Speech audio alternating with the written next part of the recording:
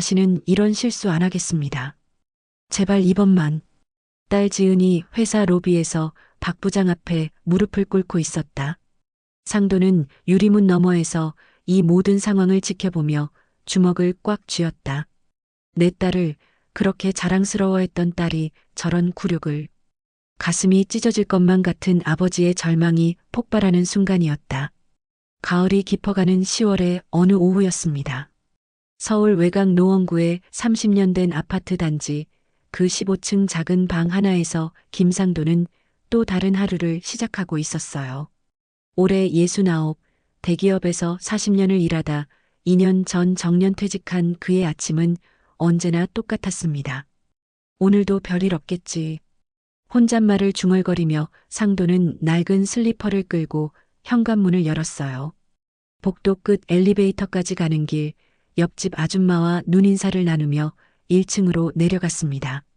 아파트 정문을 나서면 바로 보이는 작은 슈퍼마켓, 그곳에서 조선일보 한 부를 사는 것이 그의 하루 첫 번째 일과였어요. 어서 오세요, 아저씨. 슈퍼 사장 김 씨는 상도를 보자마자 신문을 건네주었습니다. 벌써 2년째 같은 시간에 찾아오는 단골 손님이니까요. 신문값 500원을 내고 상도는 근처 공원으로 향했어요. 그곳에는 그와 비슷한 또래의 노인들이 모여 있었습니다. 공원 벤치에 앉으니 마음이 조금 편해졌어요. 40년 동안 새벽 6시에 일어나 밤 10시에 들어오던 생활이 끝나고 나서 처음 몇 달은 정말 막막했거든요. 할 일이 없다는 게 이렇게 힘든 줄 몰랐습니다. 아내는 이제 좀 쉬어도 되잖아요 라고 말했지만 40년 동안 바쁘게 살아온 사람에게 갑작스러운 여유는 오히려 독이 되기도 했어요. 구독과 좋아요는 무료입니다. 부탁드립니다. 세월 담은 사연을 찾아주신 고마운 분들께 기쁨과 행복이 가득하시길 바랍니다. 사연 시작합니다. 상도 형님 오셨네요. 벤치에 앉아 장기판을 펼쳐놓은 박노인이 손을 흔들었어요. 박노인은 상도보다 3살 많은 72, 역시 대기업에서 퇴직한 동질감을 가진 친구였습니다. 상도는 그 옆에 자리를 잡고 앉았어요. 오늘 신문에 뭐 재미있는 기사라도 있나요? 박노인이 물었습니다. 상도는 신문을 펼쳐 보이며 정치면을 가리켰어요. 또 정치인들 싸우는 얘기뿐이에요. 우리가 젊었을 때와 별반 다르지 않네요. 두 사람은 장기를 두면서도 이런저런 이야기를 나누었습니다. 자식들 근황, 건강 얘기, 요즘 물가가 얼마나 올랐는지에 대한 불평들. 상도의 마음 한편에는 늘 딸 생각이 자리하고 있었어요. 지은이는 요즘 어때요? 회사 생활 힘들지 않나? 박노인이 말을 걸어왔습니다. 상도의 얼굴에 작은 미소가 번졌어요. 딸 김지은, 그녀는 상도의 자랑이자 희망이었습니다. 우리 지은이 말이에요. 지방대 나왔지만 대기업에 들어가서 정말 열심히 하고 있어요. 벌써 입사한 지 5년이나 됐답니다. 상도는 가슴을 펴고 말했어요. 지방국립대학교 경영학과를 졸업한 딸이 서울의 대기업에 입사했을 때 그 기쁨을 아직도 생생하게 기억하고 있었습니다. 입사 면접을 보러 가던 날 정장을 차려입은 딸의 모습이 얼마나 당당해 보였는지 몰라요. 당시 상도는 딸의 취업을 위해 온갖 노력을 다했었죠. 토익 학원비, 컴활 자격증 수강료, 면접 정장가까지. 퇴직금으로 받은 돈의 상당 부분을 딸의 취업 준비에 썼어요. 그래도 전혀 아깝지 않았습니다. 딸이 좋은 회사에 들어가는 것이 곧 상도 자신의 성공이라고 생각했거든요. 요즘 젊은 것들은 참 대단해요. 우리 때와는 다르니까. 장기하를 하나 움직이며 박노인이 감탄했습니다. 상도도 고개를 끄덕였어요. 자신이 젊었을 때는 대학 졸업장만 있어도 어느 회사든 들어갈 수 있었는데 지금은 경쟁이 얼마나 치열한지 잘 알고 있었거든요. 그런데 말이에요, 박 형님. 상도가 장기하를 하나 집으며 말했습니다. 요즘 지은이가 조금 이상해요. 전화할 때마다 목소리가 힘이 없고 주말에도 회사에 나간다고 하고. 박노인은 잠시 생각하더니 대답했어요. 직장 생활이 원래 그런 거 아닐까요? 우리도 젊었을 때 야근하고 주말 출근하고 그랬잖아요. 맞는 말이었어요. 상도 자신도 젊었을 때 집에 들어가는 시간이 거의 없었거든요. 하지만 뭔가 다른 느낌이었습니다. 딸의 목소리에는 단순한 피로가 아닌 다른 무엇인가가 섞여 있었어요. 지은이한테 전화해 봐야겠네요. 상도는 주머니에서 낡은 스마트폰을 꺼냈습니다. 딸이 2년 전에 사준 것이었어요. 처음에는 사용법이 어려워서 고생했지만 이제는 전화 정도는 능숙하게 걸 수 있었습니다. 여보세요, 지은아? 전화 너머로 딸의 목소리가 들려왔어요. 하지만 뭔가 평소와 달랐습니다. 목소리가 조금 쉬어 있고 피곤해 보였어요. 아빠, 지금 회사에 있어요. 조금 바빠서. 일이 많이 힘드냐? 아빠가 젊었을 때도 힘들었지만 요즘은 더 힘들다고 하던데. 괜찮아요, 아빠. 다들 이 정도는 해요. 상도는 딸의 대답에서 무언가 숨기고 있다는 느낌을 받았어요. 하지만 더 이상 캐묻기는 어려웠습니다. 그래, 몸만 건강하면 돼. 너무 무리하지 마라. 네, 아빠. 그럼 나중에 다시 전화드릴게요. 전화가 끊어지고 나서 상도는 한참 동안 휴대폰을 바라봤어요. 딸의 목소리가 자꾸 마음에 걸렸습니다. 딸이 너무 힘들어하는 것 같아요. 상도가 박노인에게 털어놓았습니다. 젊은 사람들 일은 우리가 이해하기 어려워요. 세상이 많이 바뀌었으니까요. 박노인의 말이 맞았어요. 하지만 상도는 왠지 모를 불안감을 떨쳐버릴 수 없었습니다. 오후가 깊어가자 공원에는 아이들의 웃음소리가 들려왔어요. 어린이집에서 나온 꼬마들이 미끄럼틀에서 뛰어노는 모습을 보며 상도는 딸의 어린 시절을 떠올렸습니다. 그때는 모든 게 단순했어요. 딸이 웃으면 상도도 행복했고 딸이 울면 상도도 슬펐죠. 오후 4시가 되자 상도는 집으로 돌아왔습니다. 아내 순자가 부엌에서 저녁 준비를 하고 있었어요. 지은이한테 전화했어요? 순자가 물었습니다. 응 했는데 바쁘다고 하네. 요즘 정말 힘들어 보여요. 지난번에 왔을 때 살도 많이 빠지고 상도도 같은 생각이었어요. 한 달 전 딸이 집에 왔을 때 확실히 예전보다 야위어 보였거든요. 저녁을 먹고 텔레비전 뉴스를 보던 상도는 문득 자신의 퇴직 생활에 대해 생각해 봤어요. 평범하고 조용한 하루하루였지만 딸에 대한 걱정만큼은 마음에서 떠나지 않았습니다. 아버지로서 무언가 해주고 싶지만 정작 할 수 있는 일은 아무것도 없다는 무력감이 밀려왔어요. 그로부터 사흘이 지난 목요일 오후였습니다. 상도는 평소와 다른 계획을 세웠어요. 딸 지은이 거래처 미팅이 있다고 했던 그 회사 근처를 한번 가보기로 한 것이죠. 별다른 이유는 없었습니다. 그냥 딸이 일하는 곳이 어떤 모습인지 궁금했을 뿐이에요. 여보, 어디 가세요? 아내 순자가 물었습니다. 그냥 시내 구경 좀 하고 올게요. 집에만 있으니까 답답해서. 상도는 오랜만에 정장을 꺼내 입었어요. 2년 전 퇴직할 때 입었던 그 옷이었죠. 조금 헐렁해진 느낌이었지만 그래도 나름 단정해 보였습니다. 지하철을 타고 강남으로 향했어요. 딸이 다니는 회사는 테헤란로에 있는 30층짜리 유리 빌딩이었습니다. 상도는 멀리서 그 건물을 바라봤어요. 화려하고 웅장했죠. 딸이 저런 멋진 건물에서 일한다고 생각하니 마음이 뿌듯했습니다. 우리 지은이가 저기서 일하고 있구나. 상도는 혼잣말을 중얼거리며 건물 앞 벤치에 앉았어요. 점심시간이었는지 정장을 입은 직장인들이 건물을 드나들고 있었습니다. 모두들 바쁜 듯 걸음이 빨랐어요. 그때였습니다. 건물 1층 로비 쪽에서 익숙한 목소리가 들려왔어요. 다시는 이런 실수 안 하겠습니다. 제발 이번만. 상도는 귀를 의심했습니다. 분명 딸 지은의 목소리였어요. 급히 일어나 유리문 쪽으로 다가갔죠. 로비 안쪽 엘리베이터 앞에서 믿기 힘든 장면이 펼쳐지고 있었습니다. 딸 지은이 한 중년 남자 앞에 무릎을 꿇고 있었어요. 그 남자는 50대 초반으로 보이는 뚱뚱한 체격의 사내였습니다. 양복 주머니에서 배가 나와 있고 얼굴에는 오만한 표정이 가득했어요. 김지은, 내가 지금까지 몇 번 실수했는지 알고 있어? 이번이 마지막이야.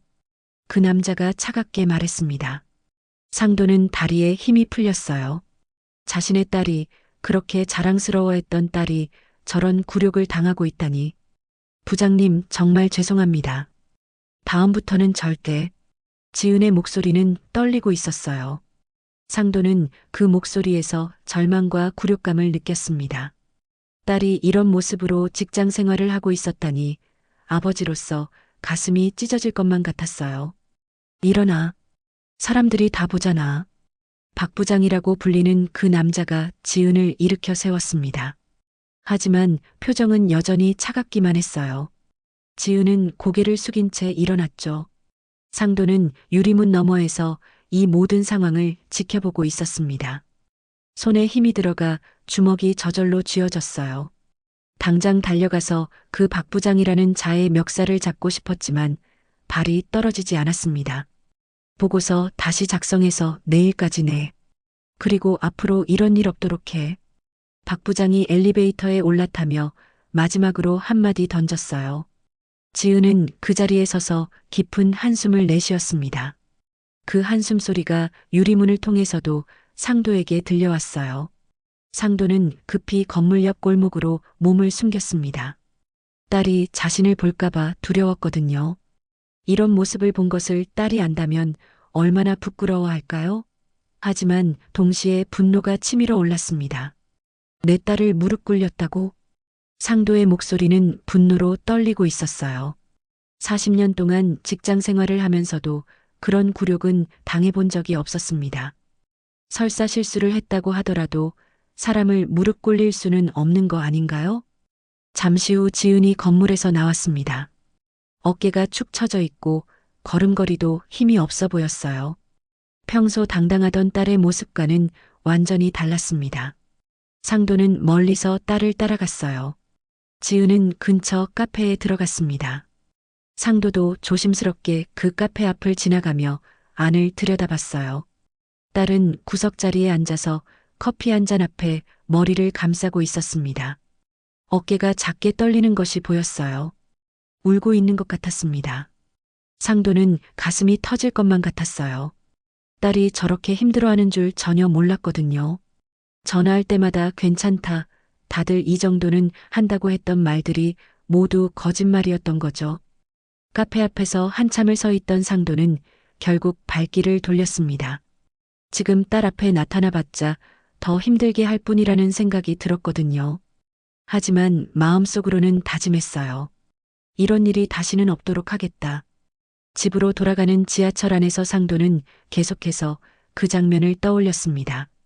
딸이 무릎 꿇고 있던 모습, 떨리는 목소리, 그리고 박 부장이라는 자의 오만한 표정. 모든 것이 상도의 마음에 깊이 새겨졌어요. 내가 뭘 할 수 있을까? 상도는 자신에게 물었습니다. 퇴직한 노인인 자신이 딸을 위해 할 수 있는 일이 무엇일까요?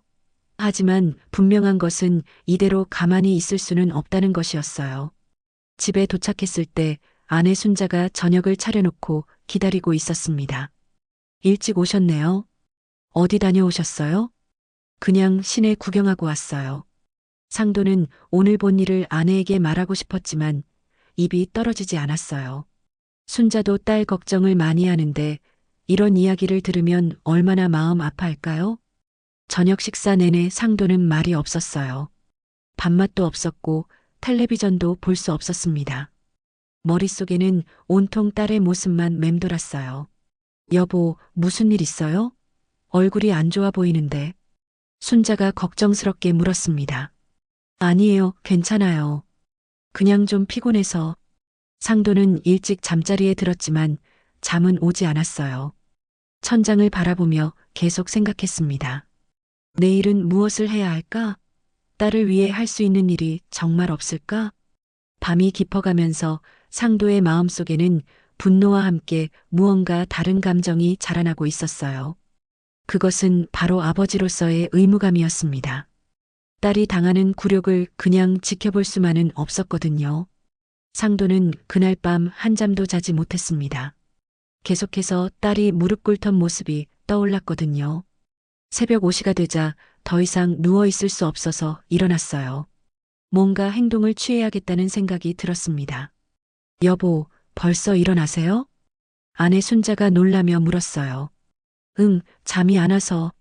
먼저 나가볼게. 상도는 서둘러 옷을 입고 집을 나섰습니다. 이른 시간이었지만 할 일이 있었어요. 딸의 회사에 대해 더 자세히 알아봐야 했거든요. 근처 도서관이 문을 열자마자 상도는 컴퓨터 앞에 앉았어요. 인터넷 검색은 서툴렀지만 딸이 가르쳐준 대로 천천히 해봤습니다. 딸이 다니는 회사 이름을 입력하니 여러 정보가 나왔어요. 대한산업개발, 건설업계 상위 12기업. 상도는 화면을 자세히 들여다봤습니다. 회사 홈페이지에는 화려한 사진들과 함께 임원진 소개가 나와 있었어요. 그 중에서 상도의 눈길을 끈 것은 박명수 이사라는 이름이었습니다. 이 사람이 그 박 부장인가? 사진을 보니 어제 본 그 뚱뚱한 중년 남자와 비슷해 보였어요. 상도는 더 자세히 알아보기 위해 회사 관련 기사들을 찾아봤습니다. 그러다가 충격적인 내용을 발견했어요. 박명수 이사, 윤태준 회장의 대학 동기로 알려져. 기사 내용을 더 읽어보니 박명수는 단순한 이사가 아니었습니다. 회사 오너인 윤태준 회장과 개인적으로 가까운 사이였고 사실상 회장의 최측근으로 불렸어요. 그런 사람이 딸을 무릎 꿇렸다는 것이었죠. 상도는 손이 떨렸습니다. 상대가 만만한 사람이 아니라는 걸 깨달았거든요. 하지만 동시에 더 큰 분노가 치밀어 올랐어요. 권력을 가진 자가 힘없는 직원을 괴롭히고 있었던 것이죠. 윤태준. 이 이름을 어디서 들어본 것 같은데. 상도는 기억을 더듬어 봤습니다. 분명히 예전에 들어본 이름이었어요. 그런데 어디서 들었는지 기억이 나지 않았습니다. 도서관에서 나온 상도는 딸의 회사 근처로 다시 향했어요. 어제처럼 멀리서 지켜보는 것이 아니라 이번에는 좀 더 적극적으로 상황을 파악해 보려고 했습니다. 점심시간이 되자 회사 직원들이 근처 식당으로 몰려 나왔어요. 상도는 그중 한 식당에 들어가서 구석 자리에 앉았습니다. 혹시 딸의 동료들이 오지 않을까 하는 기대 때문이었어요. 얼마 후 정말로 딸 회사 직원들로 보이는 젊은 사람들이 들어왔습니다. 가슴에 달린 사원증으로 알 수 있었어요. 상도는 귀를 기울여 그들의 대화를 들었습니다. 김지은 씨, 요즘 정말 힘들어 보이던데. 박 이사가 또 뭐라고 했나? 이번에는 보고서를 5번이나 다시 쓰라고 했다던데. 말도 안 되는 이유로. 상도의 가슴이 뛰기 시작했어요. 딸에 대한 이야기였거든요. 그런데 김지은 씨가 뭘 잘못했다고 저러는 거야? 잘못한 게 아니라 박 이사가 시킨 일을 거부했대. 어떤 일? 계약서 내용을 조작하라고 했는데 김지은 씨가 안 된다고 했다는 거야. 그래서 지금 찍혀 있는 거지. 상도는 숨이 막혔습니다. 딸이 무릎을 꿇은 이유가 단순한 실수 때문이 아니었던 거죠. 부정한 일을 거부했기 때문이었어요. 박 이사 그 양반 예전부터 그런 식이었잖아.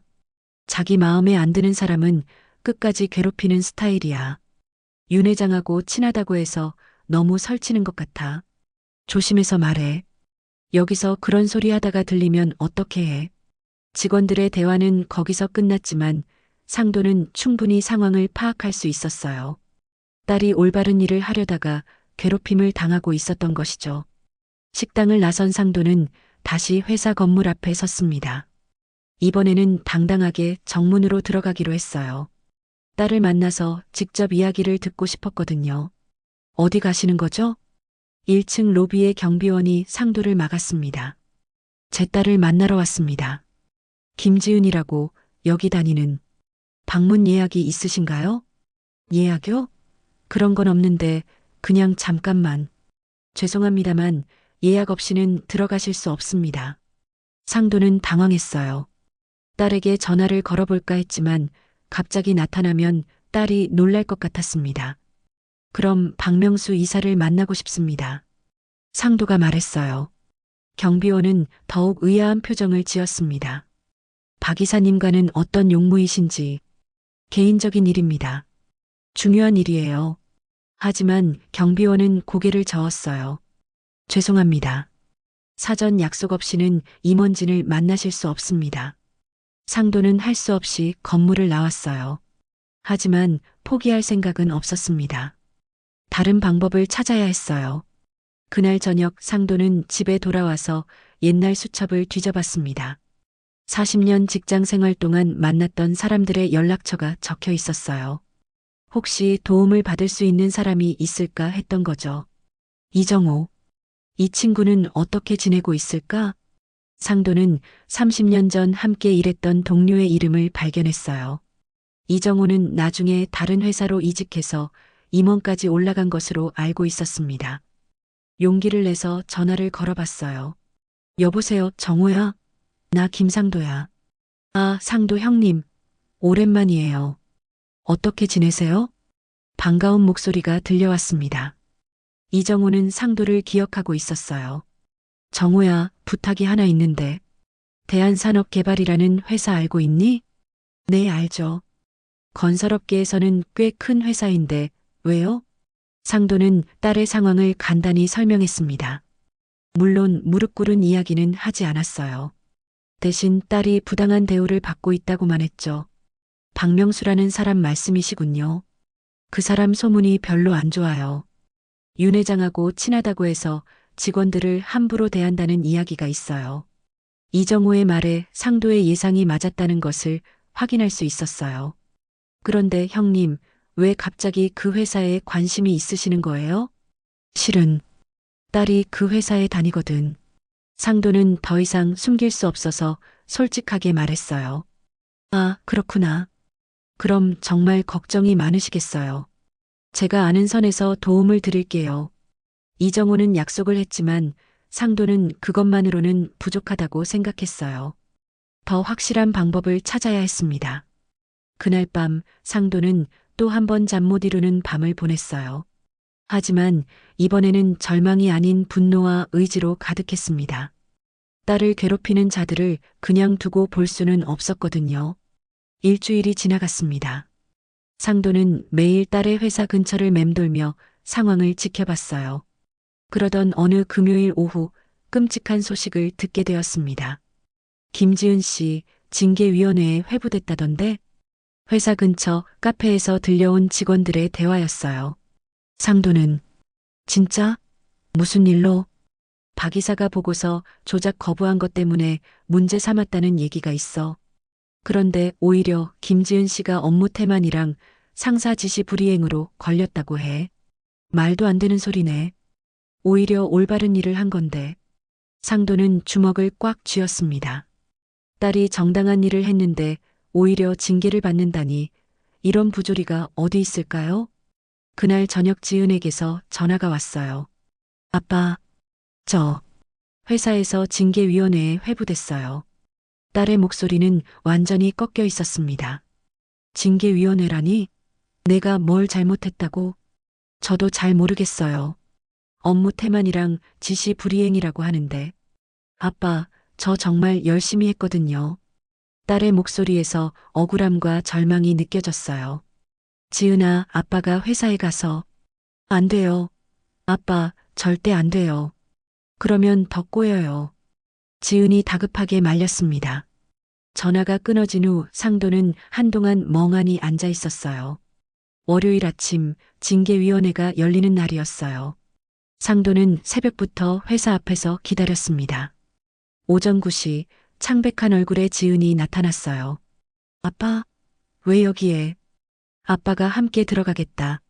안 돼요, 아빠. 정말 안 돼요. 지은이 울먹이며 말렸습니다. 상도는 딸의 등을 토닥여주고 로비에서 기다렸어요. 2시간 후 갑자기 건물 안에서 소란이 일어났어요. 지은이 엘리베이터에서 내려오고 있었는데 얼굴이 새하얗고 눈이 빨갛게 부어 있었습니다.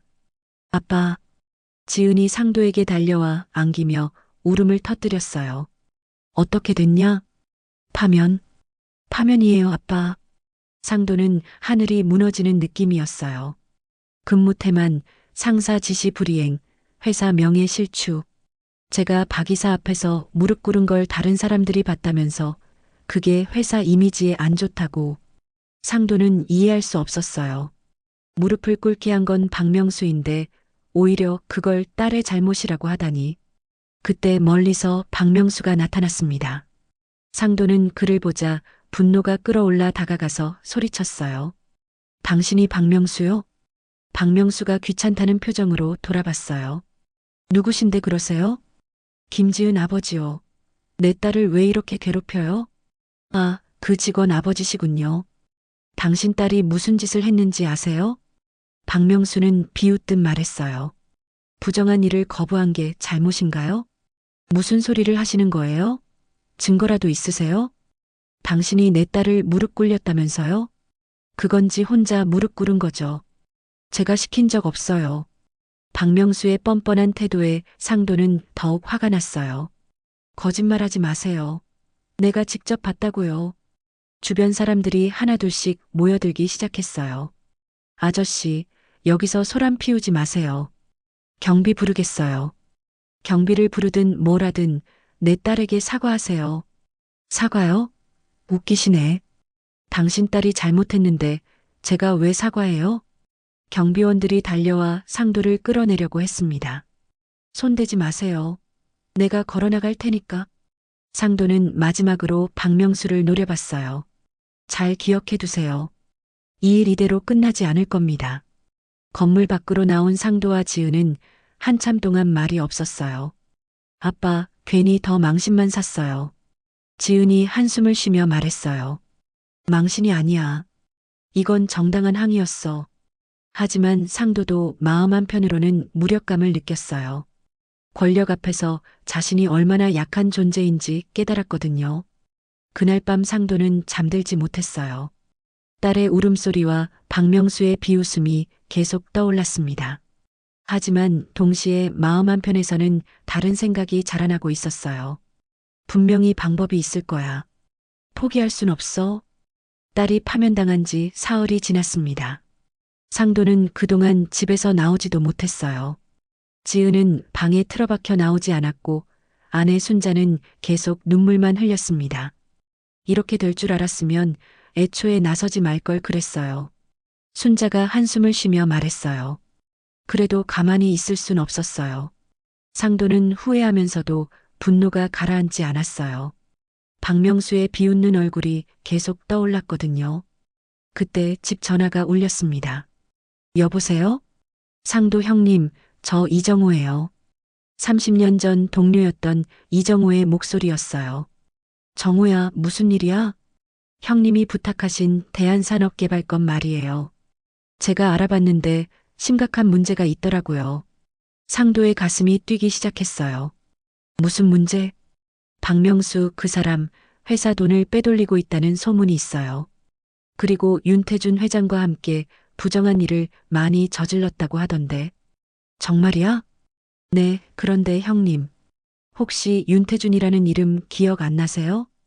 이정호의 말에 상도는 머리가 띵했어요. 어디선가 들어본 이름이라고 생각했는데. 정호야, 내가 어디서 그 이름을 들었는지 기억이 안 나는데. 형님이 다니던 회사 말이에요.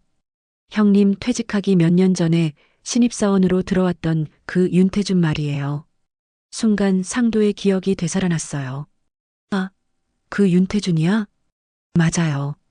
그때 형님이 많이 도와주셨잖아요. 기술 자료도 주고 노하우도 가르쳐 주고.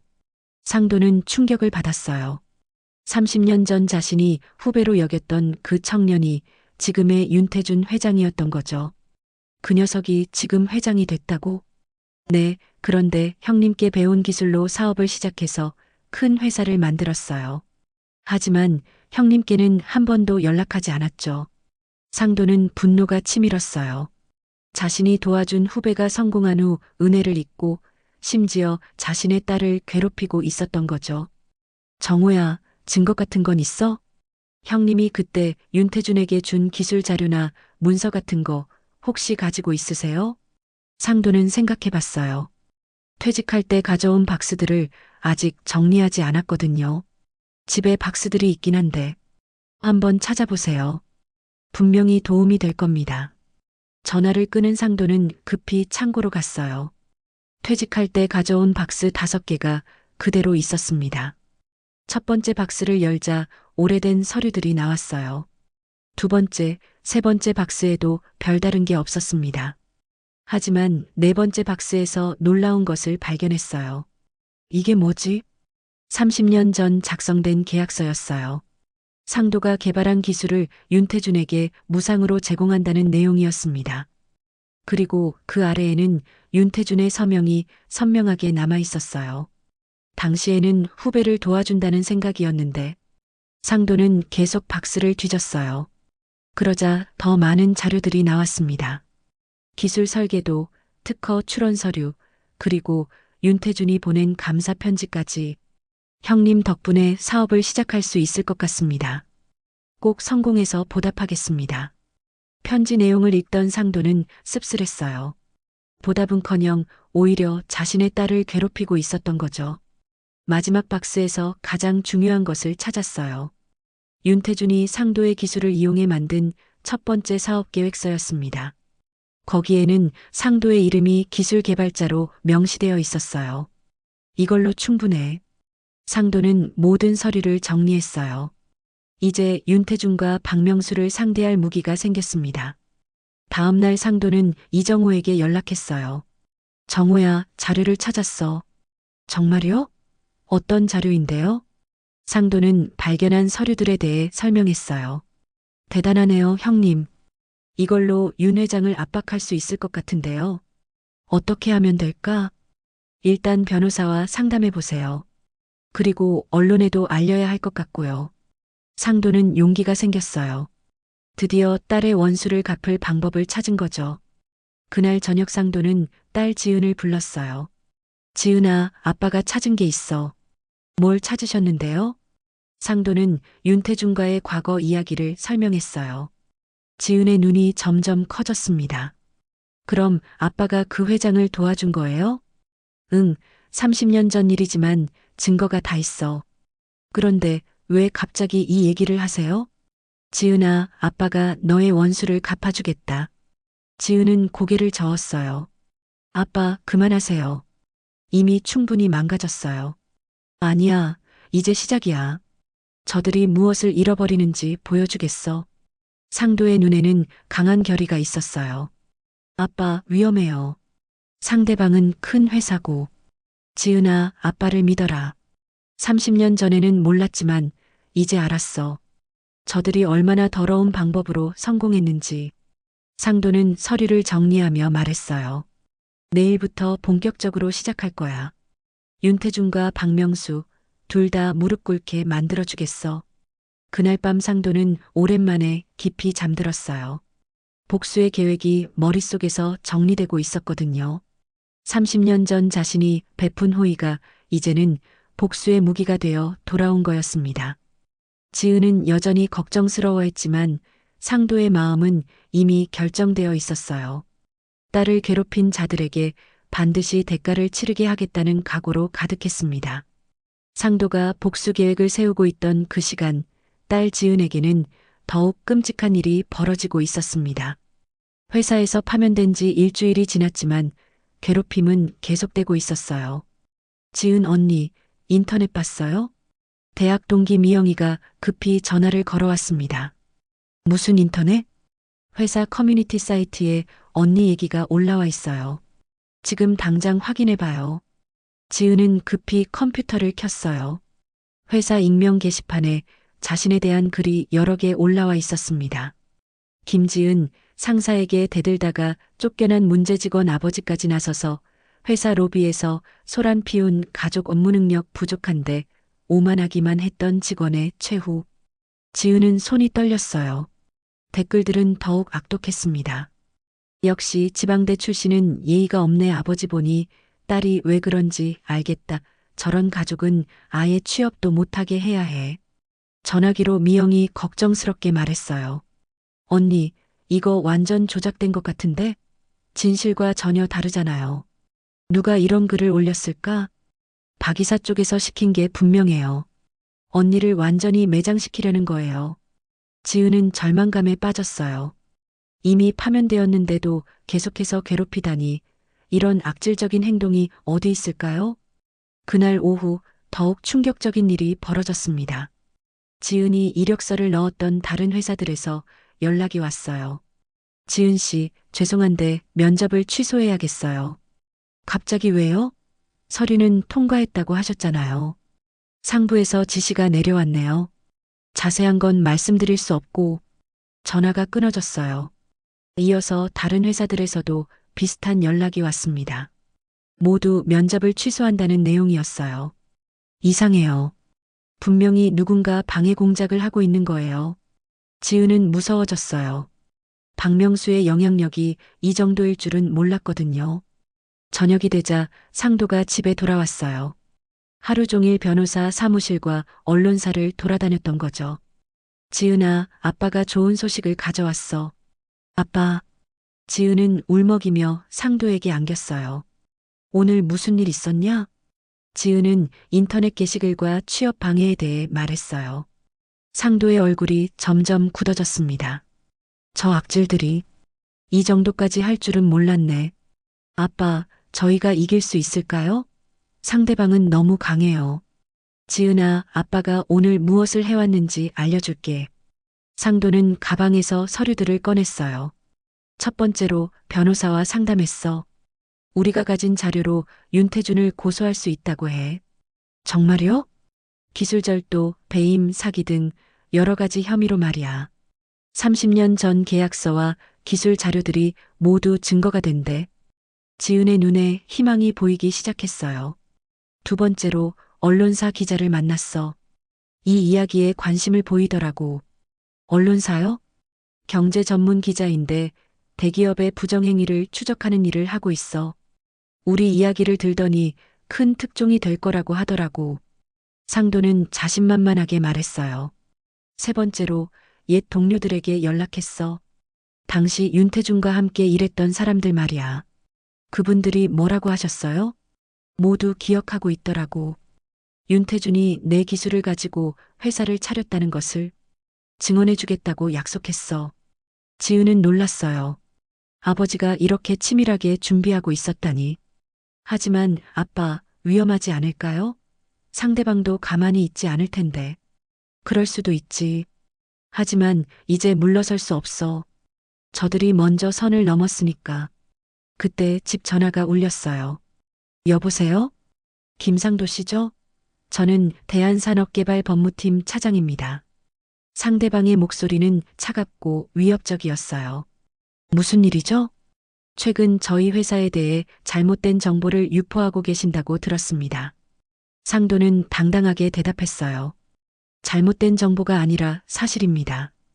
김상도 씨, 신중하게 생각해 보세요. 큰 회사를 상대로 무모한 일을 벌이시면 더 큰 피해를 보실 수 있습니다. 협박인가요? 협박이 아니라 충고입니다. 따님의 취업에도 영향이 있을 수 있거든요. 전화가 끊어진 후 상도는 오히려 웃었어요.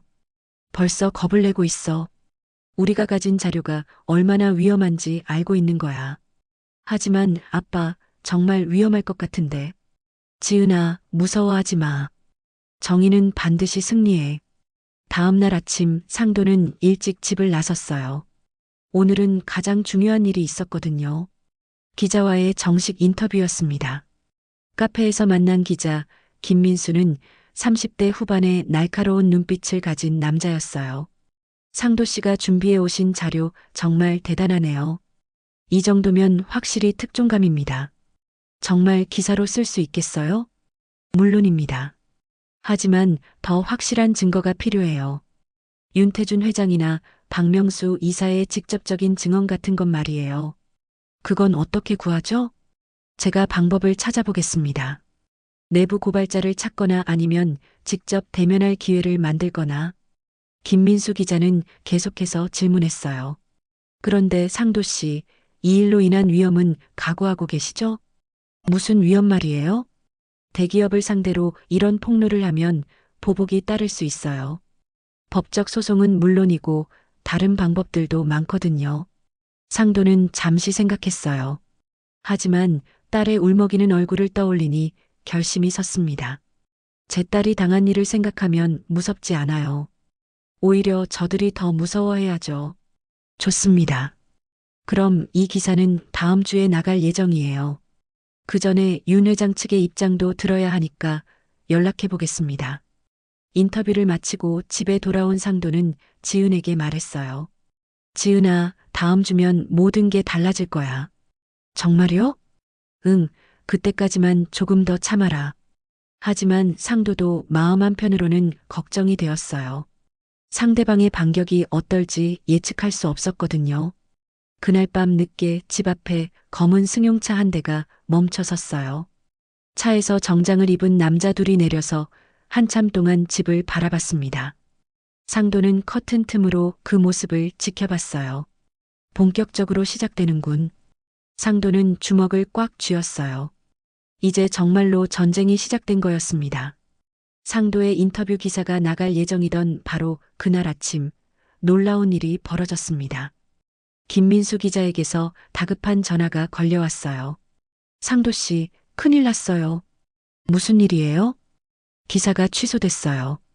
편집장이 갑자기 씻지 말라고 지시했어요. 상도는 몸이 굳어졌어요. 왜요? 분명히 쓴다고 하셨잖아요. 상부에서 압력이 들어온 것 같아요. 대한산업개발 측에서 강력하게 항의했나 봅니다. 그럼 이제 어떡하죠? 죄송합니다. 제가 할 수 있는 건 여기까지인 것 같아요. 전화가 끊어진 후 상도는 한동안 멍하니 서 있었어요. 마지막 희망이었던 언론 보도마저 막혔거든요. 역시 상대가 만만하지 않구나. 하지만 상도는 포기하지 않았어요. 다른 방법을 찾아야 했습니다. 그날 오후 집에 택배가 도착했어요. 발신자는 대한산업개발법무팀이었습니다. 상도가 박스를 열어보니 법원 봉투가 들어있었어요. 민사소송 제기 통지서. 상도는 서류를 읽어봤어요. 대한산업개발에서 상도를 명예훼손과 업무방해 혐의로 고소한 거였습니다. 손해배상금 2억 원? 상도는 다리에 힘이 빠졌어요. 퇴직금으로 받은 돈을 모두 합쳐도 그 돈을 낼 수 없었거든요. 여보, 무슨 일이에요? 아내 순자가 서류를 보고는 기절할 듯 했어요. 2억 원이라니. 우리가 어디서 이런 돈을 구해요? 걱정하지 마세요. 이건 협박용이에요. 하지만 상도도 마음이 무거웠어요. 상대방이 법적 수단까지 동원한 거였으니까요. 그때 딸 지은이 방에서 나왔어요. 아빠, 저 때문에 이런 일이. 내 잘못이 아니야. 저들이 먼저 시작한 일이야. 하지만 이제 그만하세요. 더 이상 감당할 수 없어요. 지은이 울면서 애원했어요. 지은아, 아빠를 믿어라. 방법이 있어. 상도는 아직 포기하지 않았어요. 마지막 카드가 남아 있었거든요. 다음 날 상도는 특별한 곳으로 향했습니다.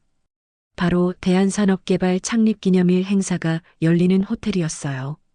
윤태준 회장이 직접 참석한다는 소식을 들었거든요. 호텔 로비는 정장을 입은 사람들로 가득했어요. 임직원들과 거래처 관계자들이 모여 있었습니다. 상도는 구석에서 기회를 노렸어요. 여러분, 오늘 우리 회사가 창립 30주년을 맞이했습니다. 무대 위에서 윤태준 회장이 연설하고 있었어요. 60대 초반의 그는 여전히 당당해 보였습니다.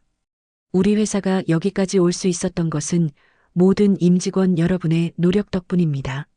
박수가 터져 나왔어요. 상도는 그 모습을 보며 분노가 치밀었습니다. 저자가 30년 전 내 기술로 성공했으면서 연설이 끝나고 만찬이 시작되었어요. 상도는 기회를 보다가 윤태준 회장에게 다가갔습니다. 회장님? 윤태준이 돌아봤어요.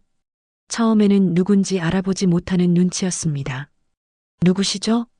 김상도입니다. 30년 전에 함께 일했던. 그때 윤태준의 표정이 변했어요. 기억이 난 거죠. 아, 김상도 선배님? 오랜만이군, 윤태준. 여기서 뵙게 될 줄은 몰랐네요. 어떻게 오셨는지. 윤태준은 당황하는 기색이 역력했어요. 자네 부하 박명수가 내 딸을 괴롭혔네. 딸을 괴롭혔다니요? 무슨. 김지은 말이야. 자네가 모르는 척해도 소용없어. 윤태준의 얼굴이 굳어졌어요. 선배님, 여기서 이런 얘기를 하시는 건 여기서 하든 어디서 하든 상관없어. 내 딸에게 사과하라고. 주변 사람들이 하나둘씩 쳐다보기 시작했어요. 선배님, 일단 조용한 곳으로. 조용한 곳은 무슨, 여기 있는 사람들이 모두 들어야 할 얘기야. 상도의 목소리가 커지자 주변이 소란스러워졌어요. 윤태준, 자네가 30년 전 내게서 받은 기술로 이 회사를 만들었지? 선배님, 제발. 지금까지 한 번도 연락하지 않더니 이제는 내 딸을 괴롭히고 있어. 무슨 소리를 하시는 거예요? 박명수가 나타났어요. 상도를 보자 얼굴이 일그러졌습니다. 회장님, 이분이 김지은의 아버지입니다. 계속 우리 회사를 괴롭히고 있어요. 괴롭히는 게 아니라 진실을 말하는 거야. 상도는 가방에서 서류를 꺼냈어요. 여기다 있어. 윤태준이 30년 전 내 기술을 훔쳐간 증거들. 저런 미친. 박명수가 중얼거렸지만 주변 사람들은 호기심 어린 눈빛으로 바라봤어요. 이 계약서 봐. 내가 무상으로 기술을 제공했는데 지금까지 한 푼도 보상받지 못했어. 윤태준은 식은땀을 흘리고 있었어요. 선배님, 그건 당시 상황이.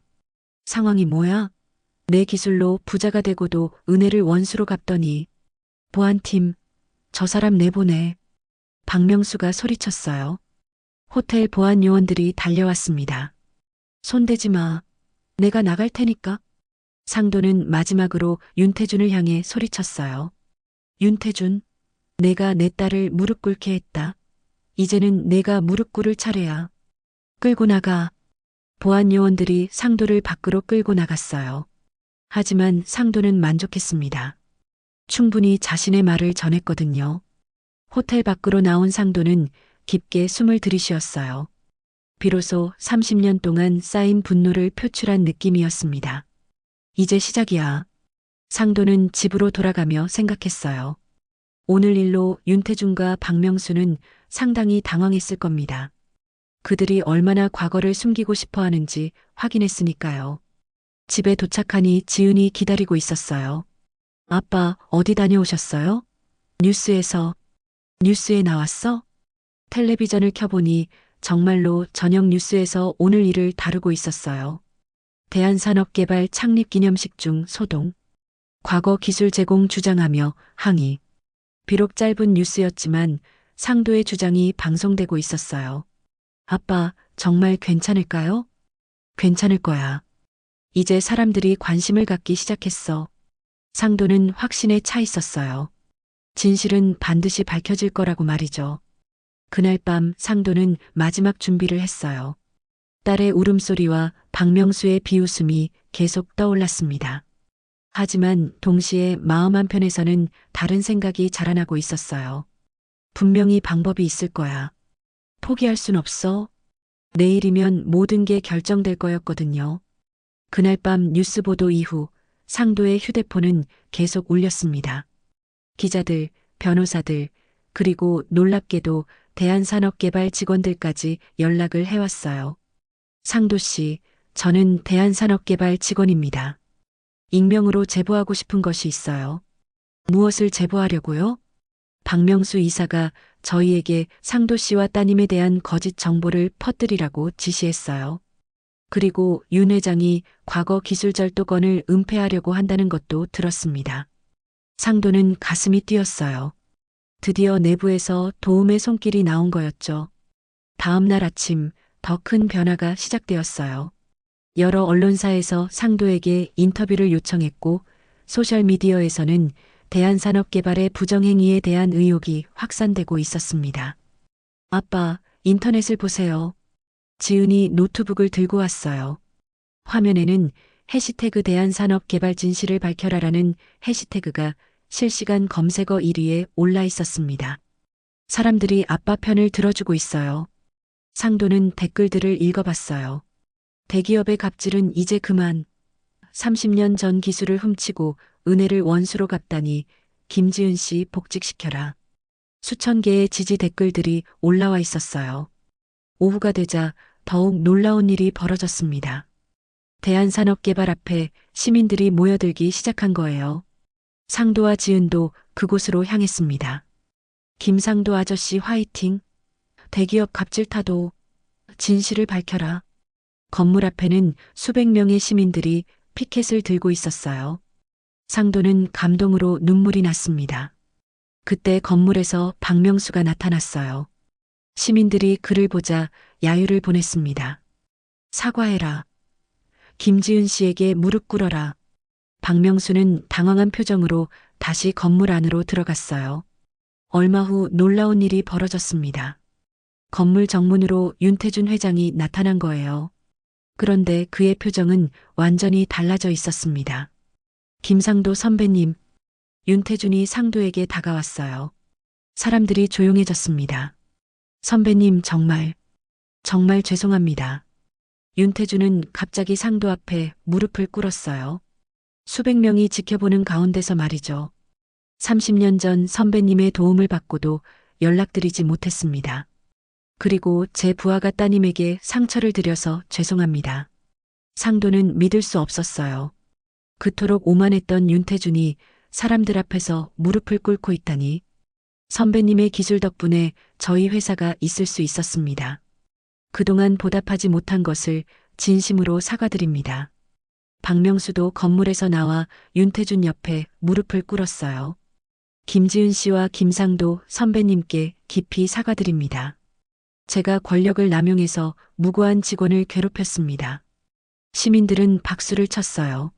상도는 벅찬 감정을 느꼈습니다. 윤태준, 네, 선배님. 내 딸에게도 사과해라.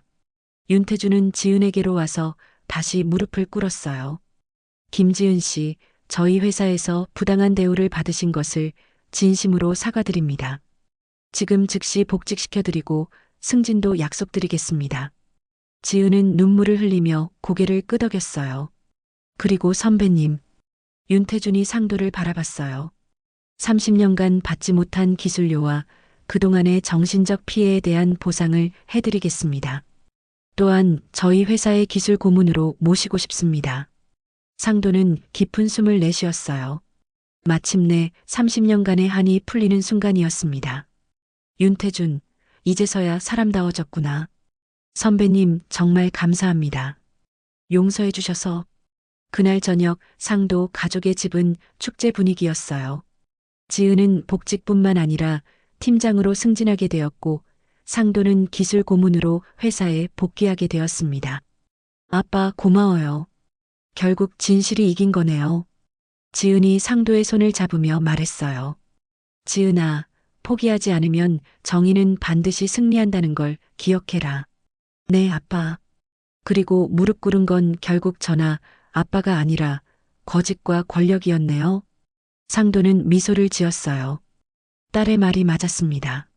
진실 앞에서는 아무리 큰 권력도 무릎을 꿇을 수밖에 없었던 거죠.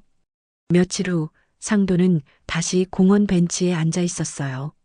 하지만 이제는 더 이상 초라한 퇴직자가 아니었습니다. 상도 형님, 정말 대단하세요. 박노인이 신문을 펼쳐 보이며 말했어요. 일면에 상도의 사진과 함께 정의의 승리라는 제목의 기사가 실려 있었습니다. 아직 갈 길이 멀어요. 상도는 겸손하게 말했지만 마음속으로는 뿌듯했어요. 그날 오후 지은이 새 정장을 입고 출근했어요. 팀장 배지를 달고 당당하게 걸어가는 딸의 뒷모습을 보며 상도는 마음이 벅찼습니다. 이제 진짜 새로운 시작이야. 상도는 하늘을 바라보며 중얼거렸어요. 30년의 한을 풀고 딸의 명예를 되찾았습니다. 그리고 가장 중요한 것은 정의가 승리한다는 믿음을 되찾았다는 거였어요. 저녁이 되자 상도는 집으로 돌아갔습니다. 오늘부터 기술 고문으로 새로운 일을 시작할 예정이었어요. 60대 후반의 나이에 찾은 새로운 인생 2막이었습니다. 여보, 저녁 되었어요. 아내 순자가 환하게 웃으며 말했어요. 오랜만에 보는 진짜 웃음이었습니다. 네, 가겠어요. 상도는 식탁에 앉으며 생각했어요. 때로는 늦더라도 정의를 위해 싸우는 것이 옳다는 것을, 그리고 가족을 위한 아버지의 사랑이 얼마나 강한지를 다시 한번 확인한 하루였습니다. 채널 구독과 좋아요는 더 좋은 이야기를 만드는 힘이 됩니다. 알림 설정을 해두시면 새로운 감동 스토리를 놓치지 않으실 수 있어요.